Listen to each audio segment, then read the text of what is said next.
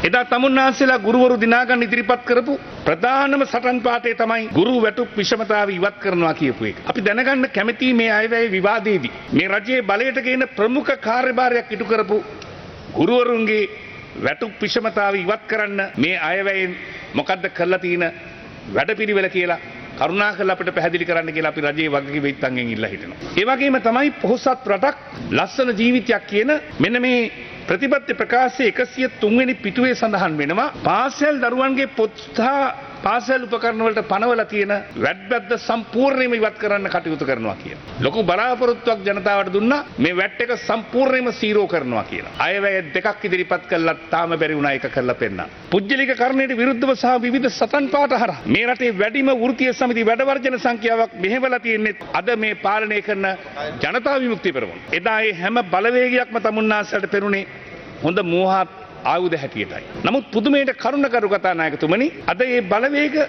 එම ඉල්ලීම ඉල්ලනකොට තමුන්නාන්සලා උත්තර දෙන්න ලෑස්ති වෙන්නේ හැප්පිලා බලමු තියරිය. එදා රැකියාව විරහිත උපාධිධාරීන් පාරට බස්සන නායකත්වයේ දීපු උදවිය බලයට ඇවිල්ලා අවුරුද්දක් යනකොට අයවැය කතාවෙදිත් කියනවා පාරේ ඉන්නේ නැතුව ගිහින් පාඩම් කරලා විභාග පාස් වෙලා ඉන්න කියලා. මේවා ඒ ජනතාව බලාපොරොත්තු වෙච්ච උත්තරද කියලා අපිට අහන්න සිද්ධ වෙනවා. ඉතිහාසයේ මේ තරම් අකෘතඥ ආණ්ඩුවක් අපි දැකලා තිබුණේ නැහැ. මේ තරම් ඉක්මනට නැගපු ඉනිමකට පයින් ගන්න හැටි අපි දැකලා තිබුණේ නැහැ. අද බලයට පත් කරන්න දරදී ඈතපු උදවියට සලකන හැටි ගැන අපිට කනගාටුයි.